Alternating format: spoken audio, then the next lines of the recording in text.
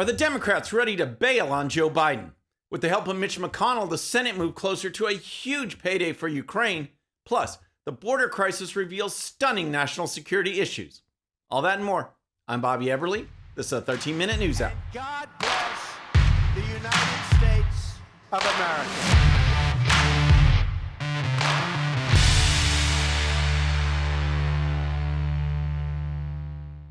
Okay, friends, welcome to the show. Happy Monday. Hope you had a great weekend.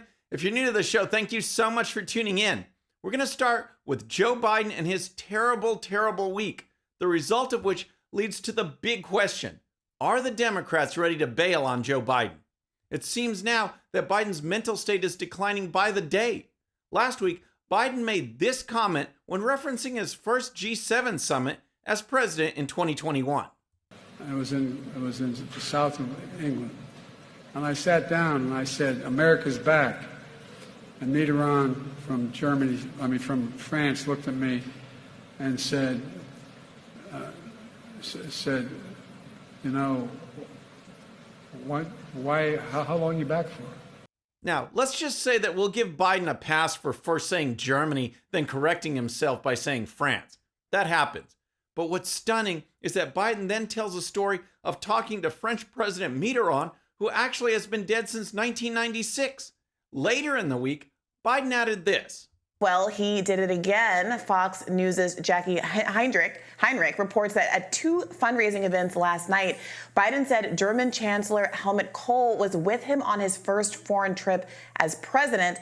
Again, Angela Merkel was German Chancellor at the time, and Kohl had died in 2017. 1 week, two dead world leaders who just so happened to have conversations with Biden after they were dead. Now, White House Press Secretary Karine Jean-Pierre was asked about these remarkable conversations and replied with this. As it relates to the names and what he was trying to, say, look, many people, elected officials, many people, they can misspeak sometimes, right? Ridiculous reply. But here's the thing. Biden wasn't even close to being done yet. After the special counsel's report was released on Biden's classified documents case, a report which highlighted Biden's diminished mental capacity, Biden threw together an angry press conference which did no help to him at all. And then, when it was just about over, Biden added this. The conduct of the response in the Gaza Strip has been over the top. I think that, as you know, initially the president of Mexico, Sisi, did not want to open up the gate to allow humanitarian material to get in. Sisi, the president of Mexico. In reality, Abdel Fattah el-Sisi is the president of Egypt, not Mexico. And again, all of this happened in just the past week. Those examples, along with Biden giving an update on Israel and Hamas and failing to remember the word Hamas until a reporter actually had him say it. And then, of course, there was this exchange. Donald Trump is ready to debate you right now. Do you accept? Will you debate him? If I were him, I'd want to debate me too. What a week. And this leads us to the big problem for the Democrats. What do they do with Joe Biden? Obviously, Biden has no real primary opposition, so it's not like someone is going to go to the Democrat convention with more delegates. No, in order to replace Biden, there has to be a coming together of the Democrat leadership to convince him to step aside, and then another candidate can be nominated at the convention. But who would that be? Gavin Newsom? Gretchen Whitmer? Michelle Obama? Here's another political consideration. With the contrast so clear between the Biden years and the Trump years, even a replacement would have a hard time beating Trump. Does someone like a Newsom want to take that chance or just be ready to run in 2028? If Biden isn't replaced, perhaps the Democrats are basically conceding 2024 because if they really do campaign hard and have their allies in the media and big tech push for a Biden victory, then it's almost assured that at some point Kamala Harris would become president. That would be a disaster and almost certainly be enough to put the White House in Republican hands in 2028. I think the Democrats would rather keep Biden on the ticket. The problem is that he's declining so fast, they might not have a choice. What do you think? Let me know in the comments. All right, next let's talk about the weekend Senate vote on Ukraine. But first, if you're new to the show or haven't subscribed yet, regardless of platform, just search out my name, hit that subscribe button, make sure notifications are turned on. That way you can follow the show and help us grow. Apparently, the Super Bowl wasn't the only major action occurring on Sunday. No, the U.S. Senate was also assembled to vote on advancing the $95 billion foreign aid bill that was part of the border security bill, which recently fell flat and failed. Just as a side note, recall that the $118 billion border security bill had this foreign aid in it. $95 billion of the $118 billion, or 81% of the border security bill, was for other countries. And now, because that bill failed, rather than focus on border security, the Senate is saying, no, we're going to focus on the foreign aid part and put that in its own bill. In addition to the $14 billion for Israel and aid for Taiwan and Gaza, the bill requests $61 billion for Ukraine. Now, keep in mind, this wasn't the final vote, but it might as well be. This was the cloture vote, which means that debate can be ended and any filibuster can be busted. 60 votes were needed, and the measure passed 67-27 with 18 Republicans joining the Democrats to send another $61 billion to Ukraine. Now it's just a matter of time until the Senate passes the $95 billion foreign aid measure. The Senate voted 67-27 to crack a filibuster designed to stop the bill. 60 yeas were needed. 18 Republicans joined all Democrats voting to advance the plan, including Senate Minority Leader Mitch McConnell. American support is craved and American strength is feared, is in doubt. And we, the United States of America, have the most to lose. Mitch McConnell is just the worst, and he is one of the reasons why Republicans get so frustrated. We work so hard as grassroots conservatives to get Republicans elected, and then many just become part of the swamp. Utah Senator Mike Lee has had enough, and he believes McConnell should step down from the leadership. In occasion after occasion, bill after bill, we've seen Senate Republican leadership joining ranks with all or most Democrats, sharply dividing Republicans, actively alienating most Republican voters, and taking a different position than most Republican senators. Now, Lee is right. These positions taken by McConnell and others don't just go against the other group of Republicans in the Senate. These positions go against grassroots Republicans in general. We have made our feelings known on the border, Ukraine, spending, and other issues. And time again, McConnell, Cornyn, Romney, Murkowski, and the like end up on the other side. We've got a real opportunity, Maria, for Republicans to take the majority this November. But if we keep doing things through our leadership that end up enacting priorities for the Democrats, we're going to have brand confusion. And the voters who we need to show up to vote for Republican candidates in Senate races all over the country are going to be less likely to do that if they can't tell which team is responsible for what policy. Fantastic.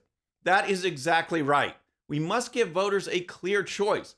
But when we see Republicans like McConnell carrying the water for Democrats, what are voters supposed to think? Republicans should have been united in defeating this bill.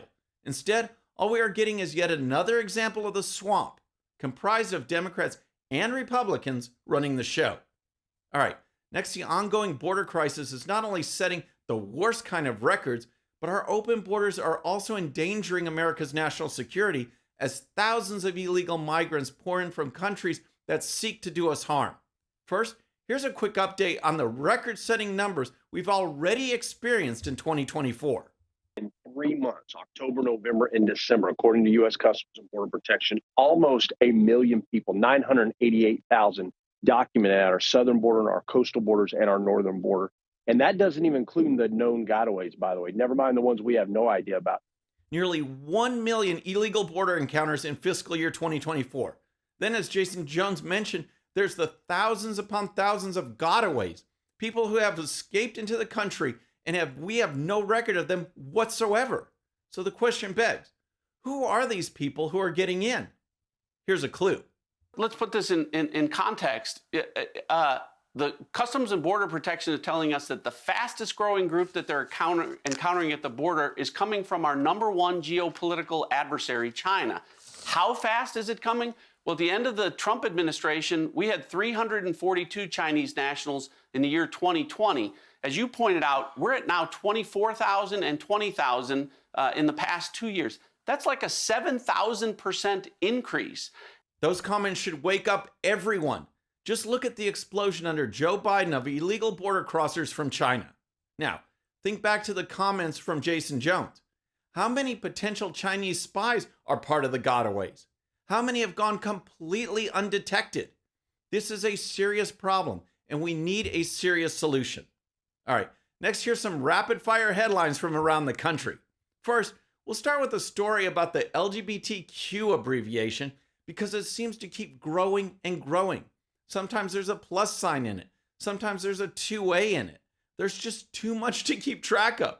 You have non-binary, pansexual, transsexual, cat people, and more.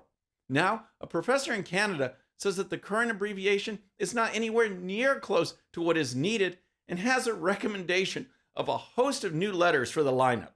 As reported by WMD, Dr. Percy Lazard, the coordinator of the Indigenous Studies program at Laurier University and a self-identified two-spirit trans-disabled scholar who uses the pronouns they and them, argued that the change was long overdue. Dr. Lazard and other members of the research team suggest that to encompass all aspects of gender and sexuality, the abbreviation should be updated to become, and here we go, MMIWG2SLGBTQQIA+. All right. Next, to show you just how deeply the left has infected our education system, first-year medical students at UCLA are now required to study open borders and other left-wing ideology as part of their medical training.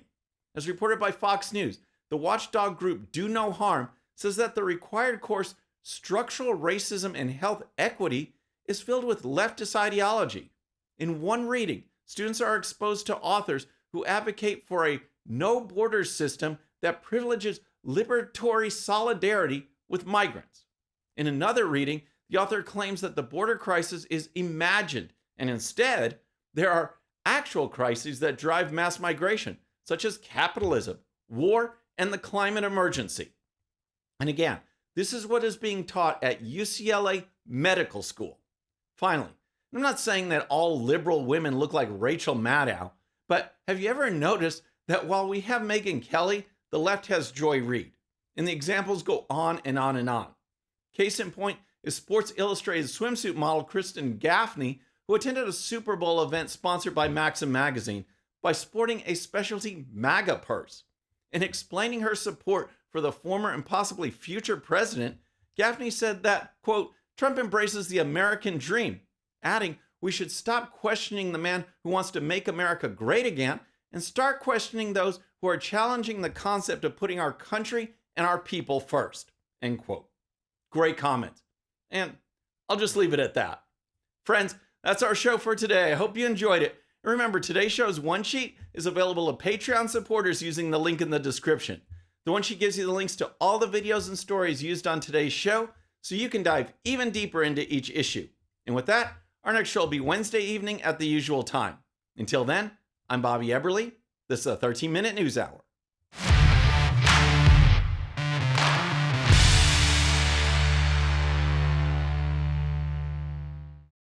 All right, friends, thanks again for tuning in. I really appreciate it. And before you go, please hit that subscribe button above. Once you do, tell your friends, share it, spread the word about the 13-minute news hour so we can keep growing. And for more great content, check out these videos right here, and I'll see you next time.